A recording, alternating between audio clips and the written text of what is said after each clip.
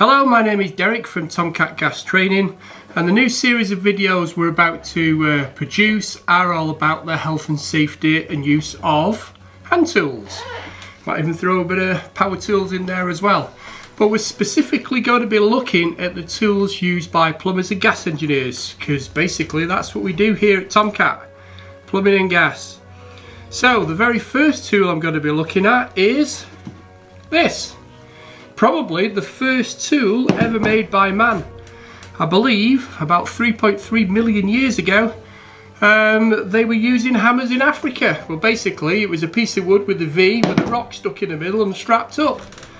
Archaeologists found them not long ago in the south of Africa, so they've been going a long time. Not as long as this hammer, but yeah, they've been going a long time. But the most important health and safety equipment we must use are these, which are safety glasses. So you must always wear safety glasses at all times, because your eyesight is incredibly important and you must always protect your eyes by using the safety glasses. Okay, so there are a few Amazon different types of hammers you can buy. I just got my hammers, these are out of my toolbox, but what you can see mainly in a plumber's toolbox, we use lump hammers, because we do a lot of smacking out holes for flues, so we need hammers. So I have various weights of hammers. Now, first hammers had a hickory wood handle. Okay, now this is the hammer I bought when I was an apprentice, so this hammer's been going a long time. You can see I've not used it much over the last few years, but it is quite a weighty hammer. I think the average weight for a hammer is done in ounces, about 16 ounces, but I think this is a bit more. I think this is about 21, 22 ounces. And it's a drop forged head. So basically what they did was they got some steel, they stuck it in a forge, they heated it up, they put it under a big hammer and poof, with a die and smacked it, and then they stick it in an oven to heat treat it. Now this has got a flat face, and it's also got quite a curved claw or hook, and that's for taking nails out. Okay, now this is the hammer I have in my tool bag all the time. I bought this in about 2001, something like that, and this hammer is a lot lighter than this one. It's made of all steel. Okay, so this is high carbon steel, and the steel goes all the way through to the handle. Okay, so this is a rubber handle. Now this handle, when you smack it, takes a lot of the vibration out more than this one does. Okay, but there are different types of handles you can get. Besides wood and steel, you can also get fiberglass coated in plastic as well, which our trainees have here because they're cheap. Okay, now my lump hammers, this is the lump hammer I keep in my box all the time. This is my S-Wing. Again, you can see the shafts are pretty much the same, full steel all the way through, and if you do miss, it's going to hit on the edge there. Now one of the things you've got to make sure is, because of that edge, is when you're hitting, you're not going to put your thumb in the way, because that would probably cut your thumb off. So you've got to make sure you keep that well away. This is my heaviest lump hammer. This is 4 pounds. So this is a proper weighty hammer. You couldn't wing this about all day. But if I'm going through concrete and I want to smack through the concrete, then I'm using this one. Okay, and this is my lightest. That's my next heaviest one. But loads of different hammers around there. Brickies have their own hammers. Carpenters, joiners, they use all their own different types of hammers. The main difference now with the hammers is the claw's a lot straighter, because they can use the claw then for pulling stuff up or getting in tight spaces. Okay, but being a gas engineer, being a plumber, we hardly use hammers. Okay, we're only using a hammer for knocking the flue out, and this gets used for knocking raw plugs in. We don't nail floorboards down, they're all screwed now, and most joiners, even though they'd have loads of different hammers, they use nail guns all the time. So everybody needs a hammer, but we don't use them all the time, especially gas engineers. So that's a quick introduction to the hammer. Let's have a look at a few tips on how to use the hammer.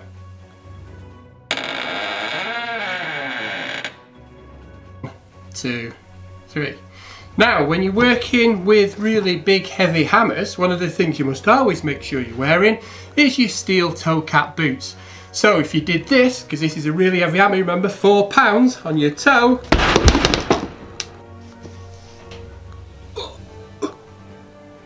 These aren't my steel toe caps, are they, Adam? Too late now, mate. I think I broke my toe. We need to go to hospital. Now, tip number 1. First of all, the faces of the hammers can either be flat or slightly curved. This is slightly curved. Now, the reason why they're slightly curved is if you hit the wood, it only leaves a little dent in the middle. It doesn't leave a massive dent. Okay, now, one thing you never do is hit 2 hammers together like that, unless you're wearing eye protection. Now, there's been loads of studies, loads of tests, that hitting 2 hammers like that, because they're both so hard, it can splinter off. Okay, so never hit any hammer heads together like that unless you're wearing these safety glasses, because if it does splinter off and it does go in your eye, it's going to be a bit of a pain. So, tip number 1, never hit 2 hammers together near your face without safety glasses on.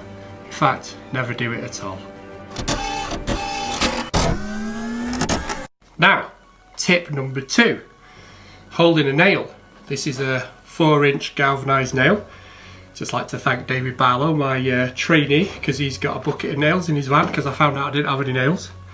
So we got a piece of 3x2 on top of a piece of 3x2. So when we're knocking the nail in, you hold it at the top, not at the bottom.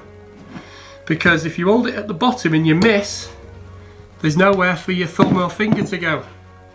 So you hold it at the top first and then start it. Then move your hand well away. Okay, and then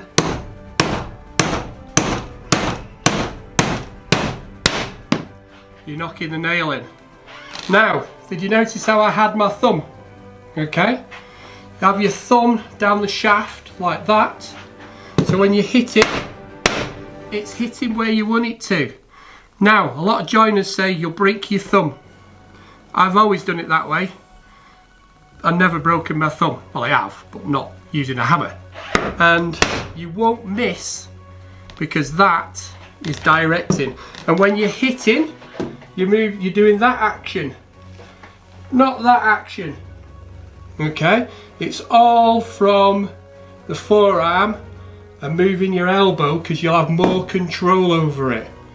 Okay, so you can grip it like that. Okay, but when you're starting off using a hammer, let's try and use your thumb as a guide and keep your hand well away when you're knocking in those nails. Let's have a look at tip number 3. Now what we've got here are some inch tacks. Now with my big fat fingers, and I try and knock that in, I'm hitting my finger all the time. But if you get a pair of long nose pliers and hold the tack at the top like that, you can now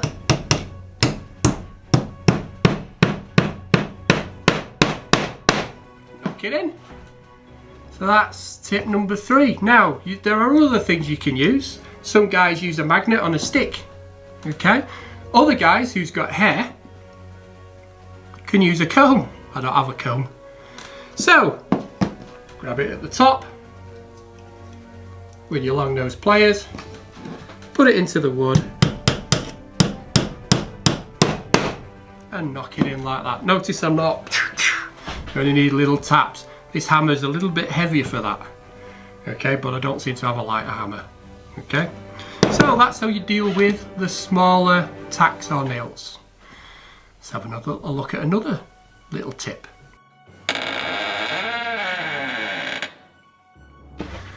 One, 2, 3. Now, I'm one of those lucky people who can use a hammer in both hands.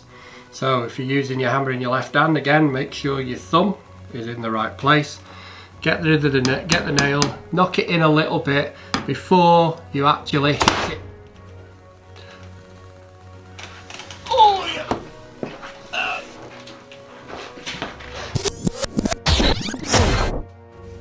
Now, another one of Dave's 4-inch galvanised nails.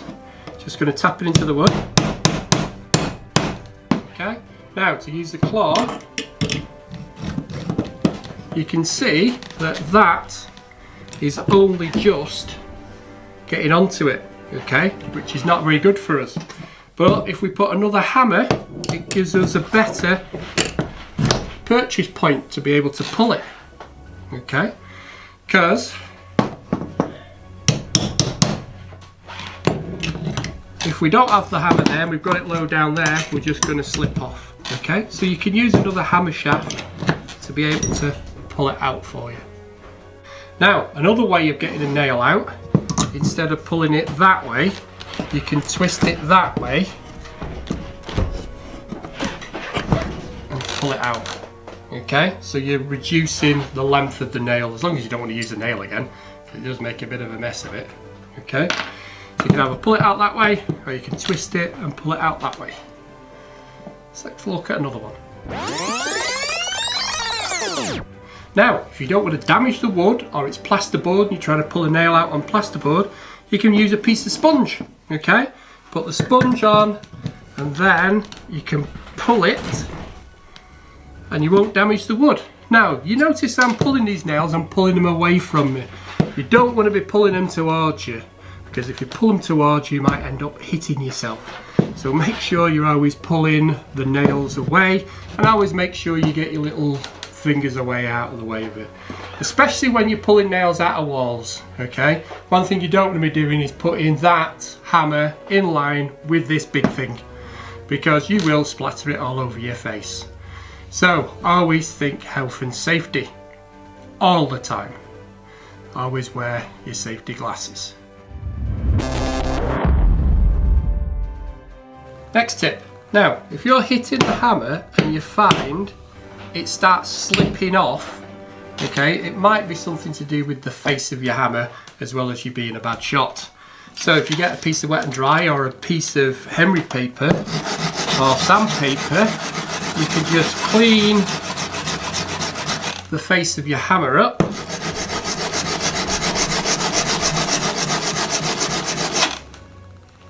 So you're nice and shiny in the middle, and then you can hammer it home to your heart's content.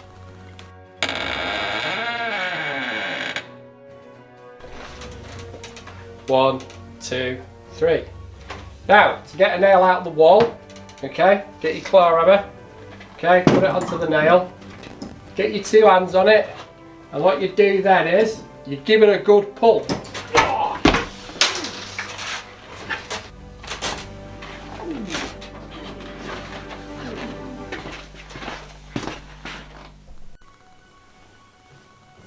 One, two, three. Now, always remember, when you're using a hammer, always wear your safety glasses, and always remember, never pull the hammer towards your face. Always think health and safety. Can I stop now? Yes. So, if you need to plant a piece of wood on the side of another piece of wood, what you can do is, if you start the nail off first, place it against what you're going to nail into. If you don't really want to be nailing like that, okay? So what you do is, get it started, get something heavy, whether it's a brick or another hammer, and you put it right in line.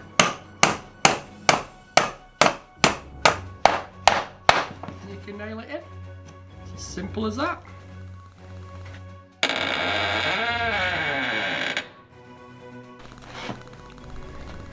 One, two, three. Now, when you're planting two pieces of wood together, putting your hand behind it like that, putting the nail in and starting hitting it is not a good idea, because what happens is, you can put, you hitting it is putting pressure on your hand behind, and there's always a chance when you're hitting it that it's going to go through your hand.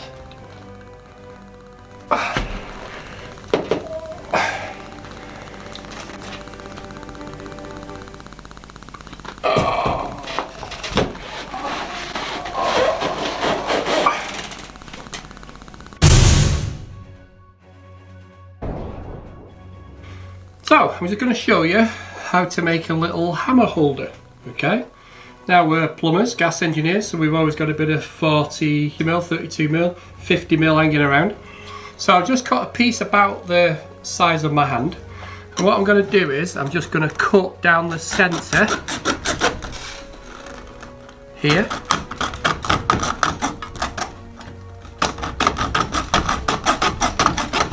Always making sure you're keeping your fingers out and it's health and safety.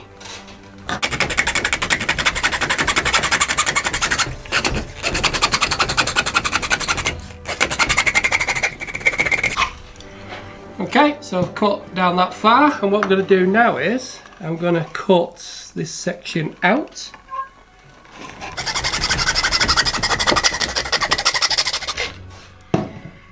So we've now got that, so you could clean it up. Now what I'm going to do is I'm going to use my little multi-tool thing here, and I'm just going to cut a little slot down the sides here.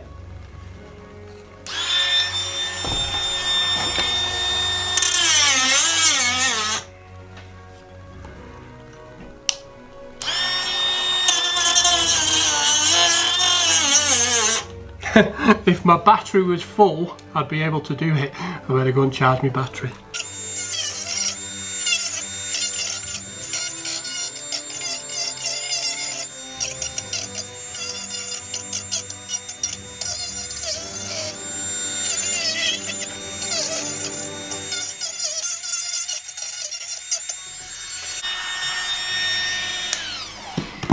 Okay, so you can see I've cut a slot in there. Just needs filing up and cleaning. You can attach it to your belt. You can get your hammer and you can slide it in. And you've now got somewhere to hold your hammer. Now, depending on how thick your end of your shaft is, depends on how big your pipe you need to use. So I'd need to use 50mm for that one, to be able to slide that one in. But that's a quick and easy way how to make a little holder out of solvent weld pipe. You can find the end of your belt for your hammer. Easy. Okay. So when you're sawing down, you've got to make sure you keep your finger out of the way, because one thing you don't want to be doing is sawing.